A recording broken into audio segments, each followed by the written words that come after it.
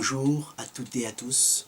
Nous voici arrivés au 3e jour de notre jeûne et prière. Jeûne et prière sur le thème « Vive un réveil personnel ». Alors je vous invite pour commencer, bien-aimés, à lire le texte que nous avons pour référence. Le texte de référence qui est Ésaïe 40 du verset 3 au verset 5. Et je vais lire dans la version Lusegan, nouvelle édition de Genève. Voici ce que déclarent les Écritures. Une voix crie, préparez au désert le chemin de l'Éternel. Aplanissez dans les lieux arides une route pour notre Dieu. Que toute vallée soit exaucée, que toute montagne et toute colline soit abaissée, que les coteaux se changent en plaine et les défilés étroits en vallons.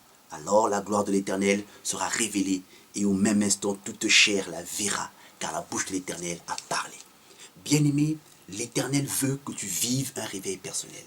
Il veut qu'il y ait un réveil spirituel dans ta vie, car cela favorise la connexion entre la personne de Dieu et ta personne, la connexion entre l'Esprit Saint et ton esprit, pour que tu sois dans la volonté de Dieu, dans ses plans, que tu sois dans la ligne de mire des bonnes œuvres que Dieu a préparées d'avance pour que tu les fasses. Alléluia. Bien-aimé, le réveil spirituel consiste à passer d'un état à un autre, d'un état de sommeil, de stagnation, d'arrêt où on ne grandit plus, à un état d'action, de croissance, de développement spirituel avec Dieu. On pourrait se dire, pourquoi chercher un réveil spirituel? Pourquoi ne pas se contenter des expériences passées, des œuvres passées, et être dans un état nominal passif? Alléluia. On pourrait se dire, je ne régresse pas dans ma foi. Je crois en Dieu et je ne cherche pas plus que ça. Bien aimé, la Bible répond. Alléluia. La Bible répond. Pourquoi vivre un réveil spirituel? Eh bien, bien aimé, pour ne pas se faire surprendre par l'ennemi, le diable. C'est ce que la Bible nous apprend dans 1 Pierre 5 au verset 8. Et je vais lire. Soyez sobres, veillez. Votre adversaire, le diable, rôde comme un lion rugissant, cherchant qui il dévorera. La deuxième raison, eh bien, bien aimé, la parole de Dieu nous invite à croître dans la connaissance et dans la grâce de notre Seigneur et Sauveur Jésus-Christ. Et ça, c'est ce que nous apprend 2 Pierre 3, du verset 17 au verset 18. Vous donc, bien-aimés qui êtes avertis, tenez-vous sous vos gardes, de peur qu'entraînés par les garements des impies, vous ne veniez à déchoir de votre fermeté, mais croissez dans la grâce et dans la connaissance de notre Seigneur et Sauveur Jésus-Christ. À lui soit la gloire, maintenant et pour l'éternité. Amen. Et la dernière raison que j'évoquerai, c'est pour voir la gloire de Dieu. Voir la gloire de Dieu dans nos vies. Voilà pourquoi il est important de vivre un réveil spirituel, bien-aimé. Moïse avait expérimenté des choses avec Dieu. Moïse avait expérimenté des choses avec l'Éternel. Dieu avait fait des choses au travers de lui. Et pourtant, il pouvait dire ce jour-là, Seigneur, montre-moi ta gloire. Si, bien-aimé, tu es dans un état de sommeil, tu ne pourras pas voir la gloire de Dieu. D'où l'important, l'utilité, la nécessité d'être réveillé, de vivre un réveil spirituel. Oh bien-aimé, le texte d'Ésaïe 43, 5 nous dit que toute montagne et toute colline soient abaissées. Que représentent les collines et les montagnes? Les collines et les montagnes représentent ce qui dans nos vies relègue Dieu au second plan, au 3e plan, au 4e plan. Voilà ce que c'est les collines et les montagnes. Les collines et les montagnes, bien aimés, sont ces choses qui étouffent le Saint-Esprit, qui éteignent l'action du Saint-Esprit dans nos vies, dans notre personne. Alléluia. Les collines et les montagnes nous empêchent de vivre le plan de Dieu, d'être dans ce que Dieu a réservé pour nous. Alléluia. Notre participation au plan de Dieu se retrouve altérée. Alléluia. Et nous ne sommes plus un canal, un instrument, pour bénir les personnes qui nous entourent. Alors la question c'est, comment faire pour abaisser les montagnes et les collines? Comment y arriver? Alors bien aimé, je te propose 3 étapes. La première, c'est un changement d'attitude face aux collines et aux montagnes. Alléluia. Un changement d'attitude, ce qui implique qu'il faut détecter les collines et les montagnes présentes dans nos vies. Et face à ces collines et ces montagnes, changer et avoir un changement d'attitude.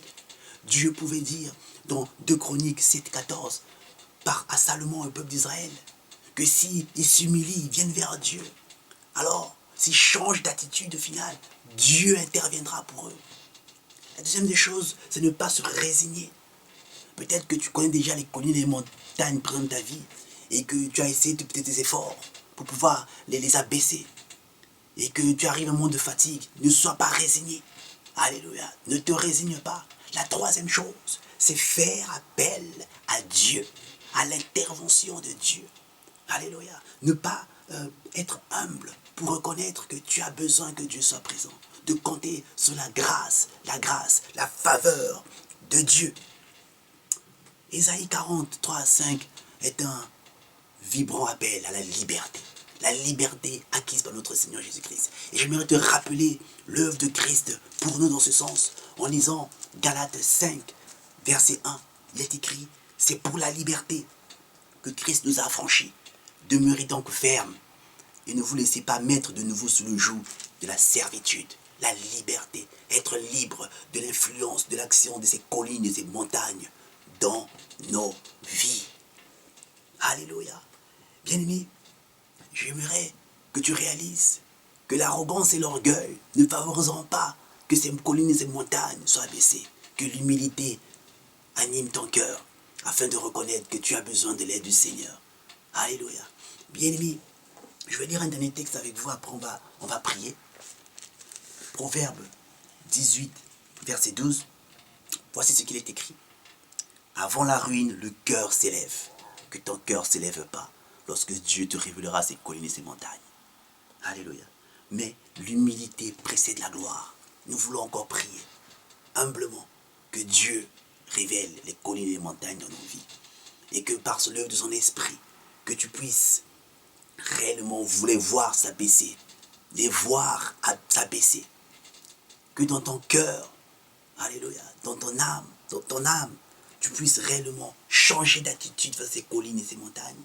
Que tu puisses ne pas te résigner et implorer l'intervention du Dieu vivant et vrai. Alléluia. Bien-aimé, prions. Éternel des armées, je te prie pour mon frère et ma sœur, que ta main puissante soit posée sur elle et que tu lui révèles les collines et les montagnes dans sa vie. Régneur de gloire, durant ce troisième jour, révèle-moi les collines et les montagnes présentes, éternel de gloire, dans ma vie. Et que je change d'attitude face à ces collines. Que mon frère et ma soeur changent d'attitude. Que je ne puisse pas me résigner. Que mon frère et ma soeur ne puissent point se résigner. Et que ces collines et ces montagnes soient abaissées. Au nom puissant de Jésus-Christ ressuscité. Et que, ô Dieu de gloire, il y ait ce réveil dans nos vies. Et que nous ne nous fassons pas surprendre par l'ennemi. Que nous ne fassons plus surprendre par l'ennemi. Que nous puissions, ô Dieu de gloire, croître dans la connaissance de la grâce de notre Seigneur et Sauveur Jésus-Christ. Et que nous puissions, ô Dieu, voir ta gloire. Éternel de gloire, dans le nom puissant de Jésus-Christ, j'ai prié. Amen. Bien-aimé, bonne journée et que Dieu te bénisse.